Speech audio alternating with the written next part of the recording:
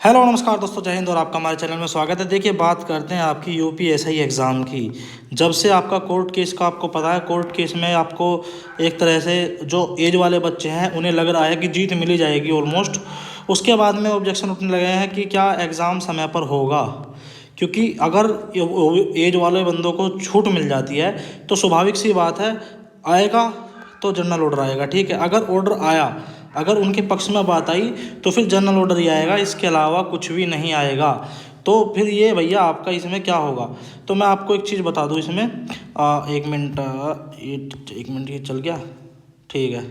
तो देखो, अगर हम बात करें इसकी एज की, इसमें एज वाला मुद्दा क्या है। तो देखिए, एज वाला मुद्दा सिर्फ इतना है कि बच्चों को एज में छूट चाहिए थी, वे लगातार कोर्ट में गए, अब उनका फैसला रिजर्व हो चुका है और भैया कोर्ट ने कह दिया है कि हम 22 तारीख को आपका फैसला सुना देंगे। तो बात यही आ रही है, क्या इनके पक्ष में बात जाएगी या नहीं। तो 99% लग रहा है कि हाँ, एज में छूट मिलेगी। और अगर एज में छूट मिली तो जनरल ऑर्डर आएगा, और जनरल ऑर्डर आने का मतलब है कि भैया आपके फॉर्म भरवाए जाएंगे। और जो फॉर्म भरवाए जाएंगे, कम से कम 3 से 4 लाख फॉर्म मिनिमम भरेंगे। तो भाई सीधी सी बात है, आपकी जो वेबसाइट है यूपीपीआरबी की वो खुलेगी, वहाँ पर लिंक ओपन होगा और आपके फॉर्म भरने स्टार्ट होंगे। तो भाई इसमें कितने दिन आपके फॉर्म भरे जाएंगे, और इससे आपके एग्ज़ाम पर जो आपका डीजी साहब ने बोल रखा था कि भाई आपका एग्ज़ाम जो है अक्टूबर में है, वो एग्ज़ाम समय पर हो पाएगा या नहीं, तो उसकी बात हम करते हैं। सबसे पहले आपको मैंने बता ही दिया था ओलाई बोर्ड पर आपका एसआई का। अब देखो, एएसआई का दे रहा हूँ मैं लिंक आपको कमेंट में। एएसआई का एसआई का जो पैटर्न है परीक्षा का वो सेम है, आप दे के देखिए। अगर आपको अच्छा लगे तो बाय कीजिए। उत्तर प्रदेश सहायक एएसआई, आपकी मतलब जो एएसआई है उसका ये मॉक पेपर है। मैंने लिंक इसका कमेंट में दे दिया है, ओलाई बोर्ड का है, आप देख सकते हैं पूरा। आप इसको आराम से ध्यान से पढ़ें। और भैया आप जैसे लिंक खोलोगे तो आपको तुरंत के तुरंत रजिस्टर करना है, और ये फ्री ऑनलाइन है। ठीक है, आपको फ्री पैसे नहीं देने हैं इस मॉक पेपर के। तो भैया आप जाइए, यूपी एएसआई का भी अटेम्प्ट कीजिए, दोनों का पैटर्न सेम है, एसआई का भी एएसआई का भी। डिस्क्रिप्शन में लिंक है आपका ओलाई बोर्ड का, और भैया मैं आपका कमेंट में भी पिन कर दूंगा जो वो है। तो देखिए, लिंक कर दूंगा, ठीक है। तो ओलाई बोर्ड का आप जरूर लेकर देखें, अच्छा खासा इसका पैटर्न है, अच्छा खासा इसका नए नए क्वेश्चन इसमें ऐड करे जा रहे हैं, तो आप इसको ले सकते हैं। सबसे पहली बात तो मैं एक चीज़ बता दूं कि जब तक अक्टूबर की बात उन्होंने कही थी भर्ती बोर्ड वाले साहब ने, डीजी साहब ने, तो उन्होंने इसमें ये मेंशन नहीं किया था कि भाई जो एज वाले बच्चे हैं, अगर उनका मुद्दा अगर सामने आ गया तो फिर क्या होगा।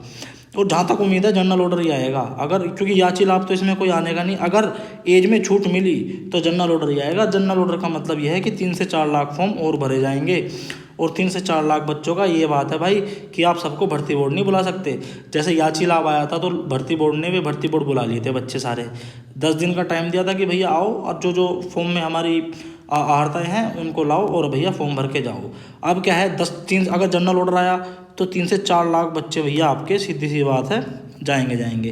पर उसमें एक और पेच है, भर्ती बोर्ड डबल बेंच भी जा सकता है। पर फिलहाल की जो स्थिति है वो, अगर इन्हें भर्ती करानी है तो मेरे हिसाब से अगर कोर्ट 22 तारीख को जनरल ऑर्डर देता है तो भर्ती बोर्ड फॉर्म भरवाएगा, क्योंकि फिर उसके पास में कोई ऑप्शन नहीं रहेगा। डबल बेंच में जाने के 40 दिन का समय होता है, इसमें डबल बेंच में आप जा सकते हो।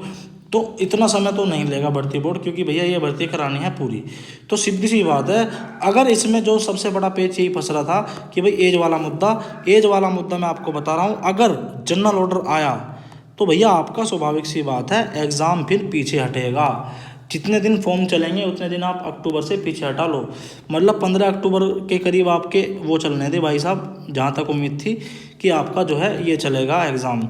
पर जैसे ही ये मुद्दा सामने आया तो आप ये मान के चलिए कम से कम 20 दिन तो इनके जो भैया फॉर्म है, इन लोगों को 20 दिन तो कम से कम फॉर्म भरने के दिए जाएंगे अगर जनरल ऑर्डर आया। और देखिए, ये ना हमारे हाथ में ना है और ना ही ये आपके हाथ में है, ये है कोर्ट के हाथ में।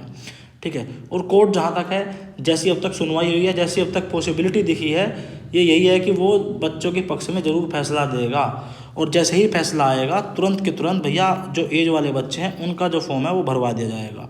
तो अभी जो स्थिति दिख रही है भैया, अगर इनका जो बच्चे हैं इनका अगर फॉर्म भरवा दिया गया तो स्वाभाविक सी बात है भाई, कोई रोकने वाला नहीं है। कम से कम 20-25 दिन तो फॉर्म मिनिमम चलेंगे, क्योंकि भैया 3 से 4 लाख बच्चे हैं, 3 से 4 लाख बच्चे हैं जो भैया आपके फॉर्म भरेंगे। और ये भर्ती बोर्ड को पहले नहीं पता था क्या? पता था पहले ही, भर्ती बोर्ड को पहले ही पता था कि ये मसला होगा, पर पता नहीं भर्ती बोर्ड ने इसमें क्या किया है। पहले तो 2016 में ऐसी नियमावली बना दी, वो भर्ती आज तक फंस रही है। इस भर्ती को लाए तो इसमें भी स्टार्टिंग से ही एज का मुद्दा उठवा दिया। मतलब चलो यार, एग्ज़ाम हो गया, कुछ हो गया, तो उसके बाद भर्ती कोर्ट में जा रही है, तो ये तो होता है कि हाँ आधी भर्ती हो चुकी है, अब कोर्ट में गई है। ये तो स्टार्टिंग में ही कोर्ट में चली गई, पता नहीं भैया क्या होगा। तो भैया यही है, अगर मैं फिर कह रहा हूँ, इसमें एक पेच है कि अगर कोर्ट छूट दे देता है तो फिर आप ये मानो कि 20 से 25 दिन आपका जो है पेपर डिले होगा, और वो आपका डिसाइड करेगा 22 तारीख। और अगर एज में छूट नहीं मिली तो समय पर आपका अक्टूबर में ही एग्ज़ाम होगा, ये निश्चित है। अगर एज में छूट नहीं मिली, अगर कोर्ट ने कहा कि नहीं एज में छूट मिलती, पर उसका चांस बहुत कम है, मैं फिर कह रहा हूँ 99% चांसेस ये बनने हैं कि एज वाले बच्चों को भी छूट मिलेगी। और अगर इन्हें छूट मिलती है तो भैया आप 20-25 दिन मानो कि आपका फिर पीछे हटेगा।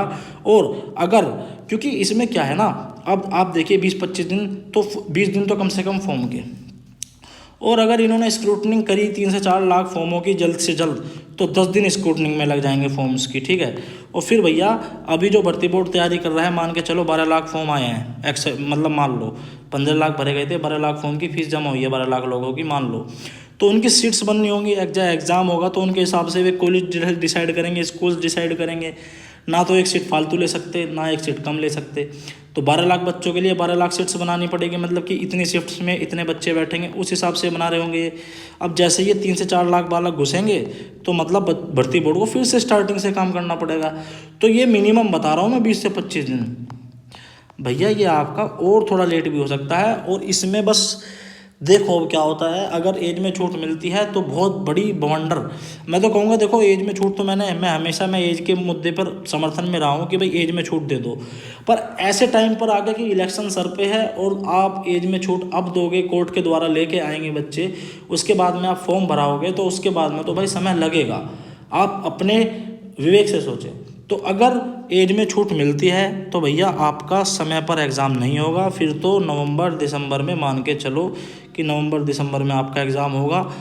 नवंबर में भी 30% चांस है, फिर तो दिसंबर में ही मानो अगर एज में छूट मिली। और अगर एज में छूट नहीं मिली तो भैया फिर आपका अक्टूबर में ही एग्ज़ाम होगा, तय समय पर होगा और बिल्कुल बढ़िया से होगा। तो अब 22 तारीख डिसाइड करेगी कि क्या रहेगा, ठीक है। और अभी जो इनपुट आ रहे हैं वो यही है कि भाई अभी 22 तारीख का भर्ती बोर्ड इंतज़ार करेगा कि इसमें क्या होने वाला है, जज साहब क्या फ़ैसला देंगे हाई कोर्ट में। तो अभी भर्ती बोर्ड ने जो उसके सारे काम हैं वो होल्ड पर रखे हैं, समझ रहे हो होल्ड का मतलब, कि भाई पहले 22 तारीख को देखो, 22 तारीख को कोर्ट क्या फ़ैसला देता है। अब 22 तारीख के बाद में डिसाइड करेगा भर्ती बोर्ड कि इसको क्या करना है। अगर एज में छूट नहीं मिली तो अपना वही काम चालू कर देगा, जिसमें उन्हें ज़्यादा समय नहीं लगेगा, क्योंकि फॉर्म की स्क्रूटनिंग हो चुकी है। बस फिर तो अब उन्हें कॉलेज और सीट्स ढूंढनी है कि भाई इतने कॉलेजों में हमें, जैसे मान के चलो मेरठ है, मेरठ में हमें 12 कॉलेज लेने हैं, इसमें इतनी सीट्स बनानी है, एक कॉलेज में इतने सीट्स बनानी है, समझ रहे हो ना। सीट्स मतलब कि जिस पर बच्चा बैठकर एग्ज़ाम देगा कंप्यूटर पर, कितनी सीट्स बनानी है उसके हिसाब से। और अगर एज में छूट मिल गई तो सबसे पहले तो इन्हें फॉर्म ही ऑनलाइन करने पड़ेंगे, दोबारा फॉर्म ऑनलाइन होंगे, बच्चे फॉर्म भरेंगे, फिर उन फॉर्म की स्क्रूटनी होगी, चटनी होगी। उसके बाद में वे जो 12 लाख हैं और प्लस 3 लाख हैं, वे जोड़कर 15 लाख, फिर 15 लाख के हिसाब से भैया आपके शेड्यूल जारी होगा, शिफ्ट जारी होंगी, कॉलेज डिसाइड करे जाएंगे, सीट्स डिसाइड करी जाएंगी। तो उसमें थोड़ा समय लगेगा, क्योंकि एक बच्चे के लिए तो एक कंप्यूटर चाहिए भाई। ऑनलाइन एग्ज़ाम है तो एक बच्चे को तो एक कंप्यूटर चाहिएगा ही। और तुम्हारे देश में संसाधनों की ऐसी तो भरमार है नहीं कि एक दिन में हो जाएगा सब कुछ। तो उसके हिसाब से शिफ्ट्स बनेंगी भाई। 15 लाख बच्चे हैं, हम एक शिफ्ट में कितने बुलाएंगे, मतलब एक कॉलेज में अगर 250 सीट्स हैं तो हमें एक दिन में कितने बच्चों का एग्ज़ाम कराना है, तो वो तो भर्ती बोर्ड के पास रिकॉर्ड है। तो उसके हिसाब से फिर शिफ्ट्स बनेंगे, 1 shift, 2 shift, 50 shift, 40 shift, 30 shift, तो वो भर्ती बोर्ड डिसाइड करेगा, ठीक है। तो अभी एज के ऊपर मुद्दा सबसे बड़ा टंगा हुआ है कि इसमें क्या होता है। और जैसे भी मैं लगा हुआ हूँ 3-4 दिन में अभी कुछ अपडेट मिलेगी, जैसे ही मिलेगी मैं आपको बताऊँगा। धन्यवाद, जय हिंद, जय भारत।